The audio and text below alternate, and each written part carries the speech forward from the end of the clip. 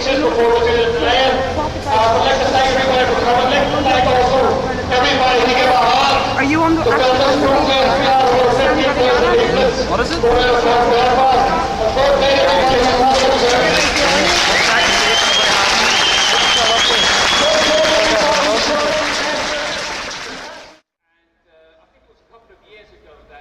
Israel said that they're very worried about London being the centre of pro-Palestine activity. That's how they described it as. And they also said they're very worried about this red and green alliance, particularly in London. The red being the leftist, socialist type, and the green being the Muslim community. And they're worried about the unity between people from different faiths, different ideologies, coming together, united on Palestine. Now, I'm a Muslim myself, and about a year ago I decided to get together with a friend of mine who is also who's on the left, this Red and Green Alliance, and I made a documentary about the solidarity and the similarities between Ireland and Palestine.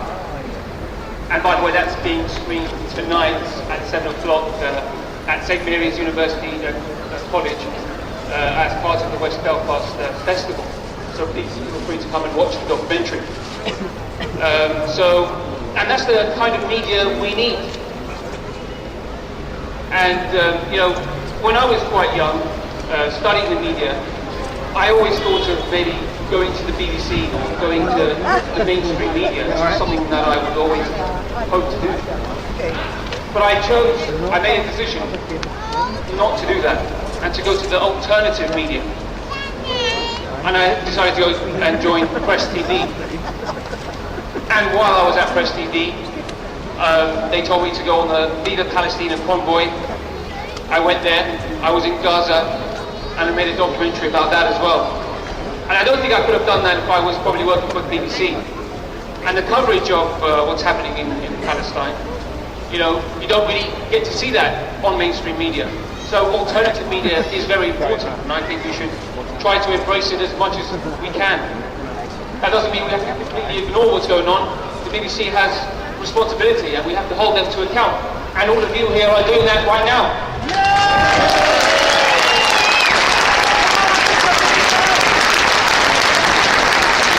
One other thing as well, the media war is just as important as the actual war that is on the ground. And the BBC has as much blood on its hands as the Israelis.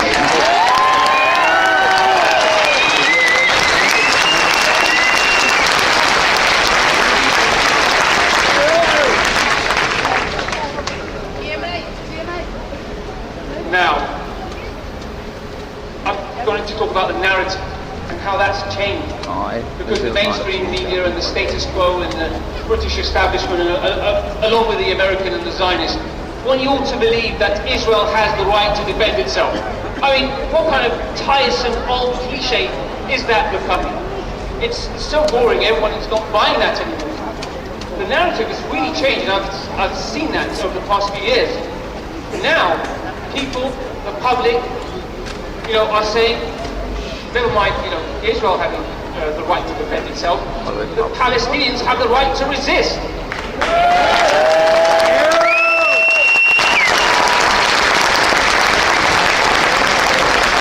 And I think because of social media, the internet, alternative media, I think that's also winning the war, winning the narrative that needs to be out there, that needs to be given to as many people as possible. And they're afraid of that narrative spreading, and they're trying to counter it as much as possible. But we need to try and, if you like, invest as much as we can in that alternative media source. And one other thing as well is, I probably may have heard of Craig Murray, the former British ambassador to Uzbekistan. On his blog he said, just before the Israeli invasion of Gaza, he said, if the Israelis do invade, then I sincerely hope that the Palestinians kill as many Israeli soldiers as possible. Yeah! And that is like the narrative. This is a former British ambassador saying this. An Italian philosopher, as you also heard, said that he wants to buy more rockets for Hamas, better rockets for Hamas. He said this on Italian radio. He's an Italian philosopher, probably the best known Italian philosopher out there. And he also said that the Europeans should also go there and fight the Israelis. I mean, this is the narrative now what we're seeing. Before this was unimaginable. And this is something which I think we're going to see more of. Now, we're not going to take what the BBC are going to say.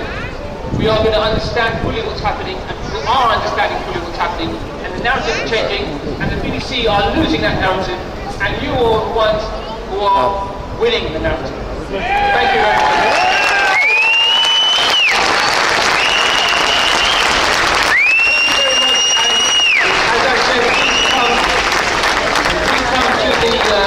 Documentary film screening called Island of Palestine at 7 o'clock at St. Mary's University College. That's today. Thank you very much.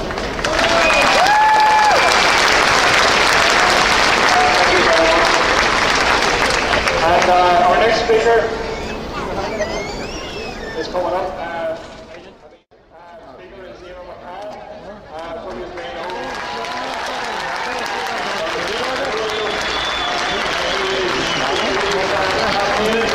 Against the Rainbow Arms, we occupied the Rainbow factory in Derry against their involvement in the war in Lebanon.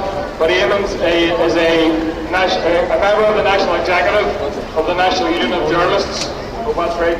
And he's going to say a few words here. Thanks very much.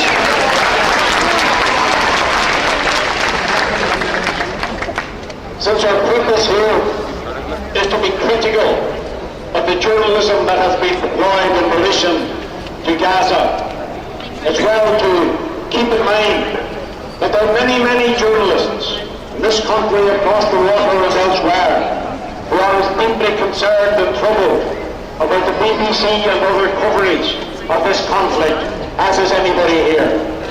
In our demonstrations in Derry over the past couple of weeks, we have had a number of gatherings outside BBC Radio Foyle, and delighted to say that in every one of them we have had the banner of the Derry and North West branch of the National Union of Journalists, representing the consensus view of journalists in our area.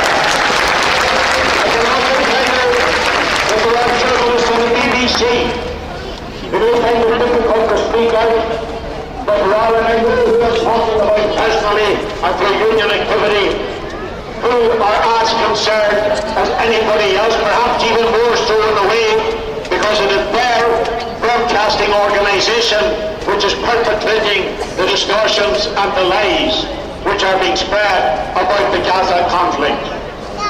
When we have interviews, whether it's on the BBC or anywhere else, which presses interviewees to say what they think about the Hamas rockets and whether or not the Israeli Defense Forces have a right to launch their onslaught against Gaza in retaliation, as they phrase it, for the Hamas rockets. That is a lie. That implicitly is a lie.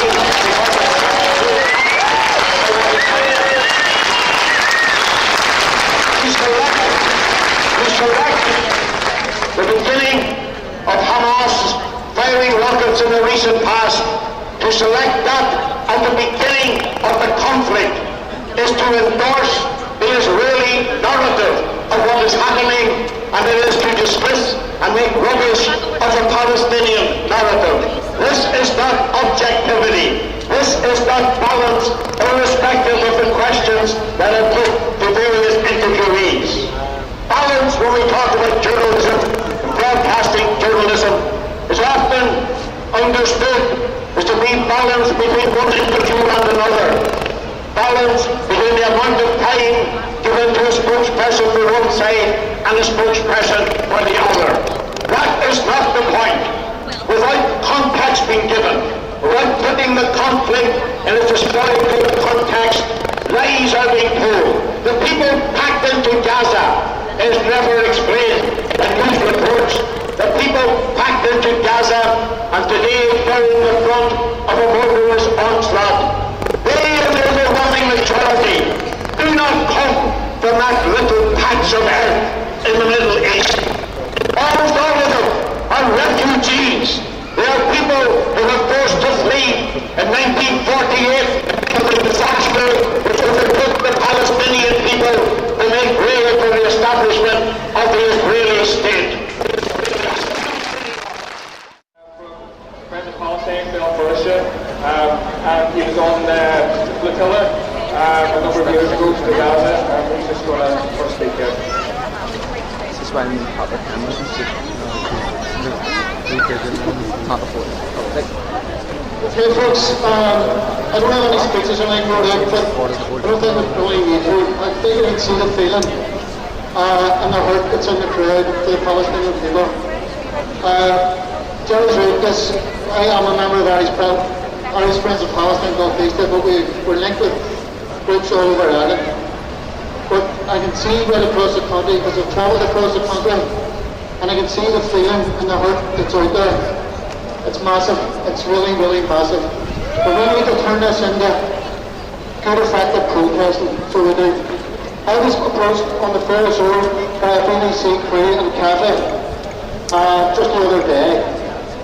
And I asked them what they wanted, and they said, can we talk to you about the Scottish referendum? And I looked at them and I said, are you for real? I said, you know when we talk about the genocide in Gaza? And he shook his head and he basically tried to talk it out of it. So he tried to convince me to do the interview, and I told him what to do with the interview.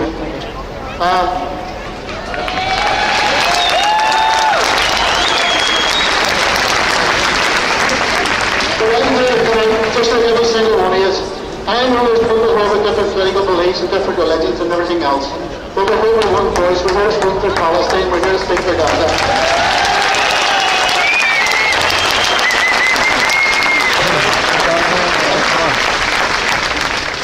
Just like if there was an attack on the Jewish community here, we would condemn it the same as the attacks on the Muslim community. Because we're actually one voice. But I just want to say, we visited the children in Gaza in the refugee camps, and we visited them in the Somali home where 13 children were killed. And the young children stood in the rubble and sung song to us. Because they thought it was over. They thought the genocide was over in 2012. And the joy was in their faces. Now the same children are going through the massacres. If you're 6 years old, this is a third genocide. But I'm here to say to you tonight, and I mean this, and I mean this from the bottom of my heart, and I have travelled all over Ireland, so I have, and I can tell you now, the time has came for a national rally, and it has to be from the whole of Ireland. Everyone has to mobilise. And I'm calling for a rally.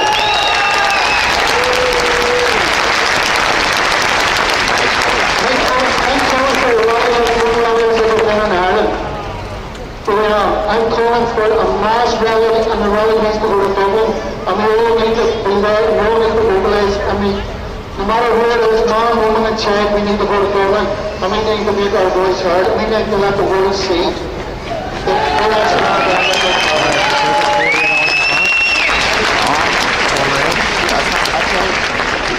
But as I said, we went and met the children, and we've seen the children, and I know, every time I look at the images, I wonder, is it the wee children we visited? Is it the wee children that brought the gifts to us, the wee children that hugged us and got virgin backs and all that there? And I don't know. I don't know. But we need to speak out for the children that's still alive. And I call on all the community groups, all the sporting groups, every single group, and every political group to come together and to mass in Dublin and show the people of the world that we've had enough of this. Okay, thanks very much, and thanks for trying.